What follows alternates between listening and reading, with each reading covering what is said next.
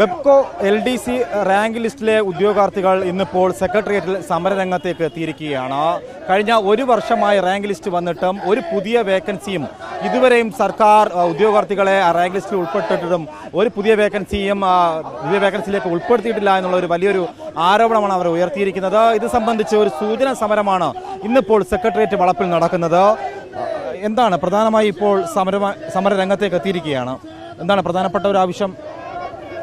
List നിലവിൽ വന്നിട്ട് ഒരു വർഷത്തോളമായി ഇതുവരെയും ഒരു ഫ്രഷ് വേക്കൻസികളും റിപ്പോർട്ടായിട്ടില്ല. കഴിഞ്ഞ ലിസ്റ്റിലെ നിയമനം നടക്കാതെ പോയി 102 NJDക്ക് വേണ്ടി മാത്രമാണ് ഇപ്പോൾ നിയമനം നടന്നിരിക്കുന്നത്. റാങ്ക് ലിസ്റ്റ് വന്നിട്ട് ഇതുവരെയും ഒരു വർഷമായിട്ട് പോലും ഒരു ഫ്രഷ് വേക്കൻസി പോലും നിയമനം നടത്തിയില്ലെങ്കിൽ എന്ത് അനീതിയാണ് നമ്മളോട് കാണിക്കുന്നതാണ് നമുക്ക് പറയാനുള്ളത്. ഇനി വെറും 2 വർഷം കൂടെ ഉള്ളൂ റാങ്ക് ലിസ്റ്റിൻ്റെ കാലാവധി തീരാൻ.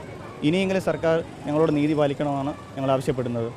ഇത് സംബന്ധിച്ച് എന്തെങ്കിലും ഒരു പരാതിയോ കത്തോ എന്തെങ്കിലും അധികാരപ്പെട്ടവർക്ക് കൊടുത്തിട്ടുണ്ടോ? കൊടുത്തിട്ടുണ്ടോ? എല്ലാവരും ചെന്ന് കണ്ടിരുന്നു, മന്ത്രിമാരെ എല്ലാവരും ചെന്ന് കണ്ടു, നിവേദനം കൊടുത്തു, എല്ലാവരും ശരിയാക്കി തരാമെന്ന് പറയും, പക്ഷെ ഒന്നും ചെയ്തു തരുന്നില്ല. ബഹുമാനപ്പെട്ട എക്സൈസ് മിനിസ്റ്ററിനെ ഒരു 10 തവണയെങ്കിലും കണ്ടു കാണും. സാറും പറയുന്നത് നെഗറ്റീവായിട്ട് ആരും ഒന്നും പറയുന്നില്ല, എല്ലാവരും പറയും നിയമനം നടത്തി തരാമെന്ന് പറയും, പക്ഷേ ഒന്നും ചെയ്തു തരുന്നില്ല. 25-ാം തീയതിയും ഒരു ഡെപ്യൂട്ടേഷൻ നിയമനം, ഈ ഡെപ്യൂട്ടേഷൻ നിയമനം കാരണമാണ് നമുക്ക് കിട്ടാത്തത്. ഈ സർക്കാരിൻ്റെ നല്ല നല്ല ബോർഡുകളിൽ ഇരിക്കുന്നവർ വരെ ഇങ്ങോട്ട് വരുന്നുണ്ട്. നമ്മുടെ ബെഫ്കോയിലേക്ക് അവരെ സാമ്പത്തികമായിട്ട് ലാഭം കണ്ടെത്തിയിട്ട് സെക്രട്ടേറിയറ്റ് ആയിട്ടിരിക്കുന്നവർ വരെ അവിടെ വരുന്നുണ്ട്. ചില ബോർഡുകളിലെ സീനിയർ ഗ്രേഡ് അസിസ്റ്റൻറ്റ് മാനേജറായിട്ടിരിക്കുന്നവർ വരെ ബെഫ്കോയിലേക്ക് OA ഗ്രേഡിലേക്ക് വരുന്നുണ്ട്. ഇതിനകത്തുള്ള സാമ്പത്തികമായിട്ട് അവർക്ക് നേട്ടം ഉണ്ടാക്കാൻ വേണ്ടിയിട്ടാണ്. ഇത് കാരണമാണ് നമ്മളെപ്പോലുള്ള ഈ PSC ലിസ്റ്റിൽ ജോലി കയറിയിട്ടുള്ള അവർക്കും ജോലി കിട്ടാതിരിക്കുന്നത്. കറുത്ത അനീതിയാണ് നമ്മുടെ ലിസ്റ്റിനോട് മാത്രമാണ്.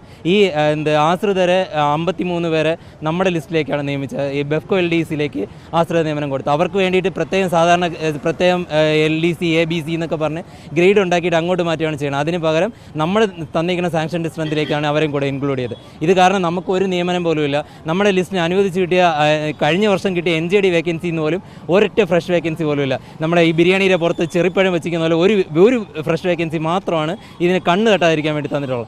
ഇത്രയും മോശമായിട്ടാണ് നമ്മളെ ബോർഡ് കാണുന്നത്. ഇതൊരു വെള്ളാനയായിട്ട് മാറ്റുകയാണ് നമ്മളെ ബെഫ്കോനെ.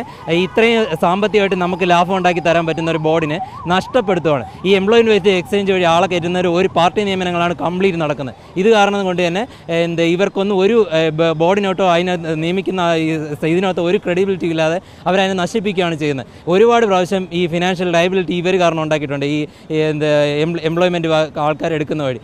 എന്നാലും ഇവർ ഒരു പാഠവും പഠിക്കാതെ അവരെ ഷോപ്പ് ഇൻചാർജ് ആക്കുക, എംപ്ലോയ്മെൻറ്റ് എക്സ്ചേഞ്ച് വഴി നിയമിതരാക്കുന്നവരെ അതിൻ്റെ മെയിനായിട്ടുള്ളാക്കുക. ഇതുവഴി ആശ്രിത നിയമനം നടക്കുന്നുണ്ട് ഇപ്പോഴും. അത് ആശ്രിത നിയമനം അവർക്ക് അവകാശപ്പെട്ട ജോലി തന്നെയാണ്. ഈ ഇതിനകത്ത് നിരുന്നിട്ട് മരിക്കുന്നവർ അങ്ങനെയൊക്കെ ഉള്ളവർ അവരെ നമ്മൾ ഒരിക്കലും നമ്മൾ ജോലിയിൽ ഉൾപ്പെടുത്തരുന്നു എന്നും പറയുന്നില്ല. പക്ഷേ അവർക്ക് വേണ്ടി പ്രത്യേകം ഗ്രേഡ് ഉണ്ടാക്കി സാധാരണ സൂപ്പർ ന്യൂമറി പോസ്റ്റ് ക്രിയേറ്റ് ചെയ്ത് അവരങ്ങോട്ട് മാറ്റുകയാണ് സാധാരണ ചെയ്യാറുള്ളത്. പുതിയ ഔട്ട്ലെറ്റുകൾ ധാരാളം വന്നു, എന്നിട്ട് എന്തുകൊണ്ടാണ് നിയമനം നടക്കാത്തത്? അതിലെന്തെങ്കിലും ദുരൂഹത ഉണ്ടോ?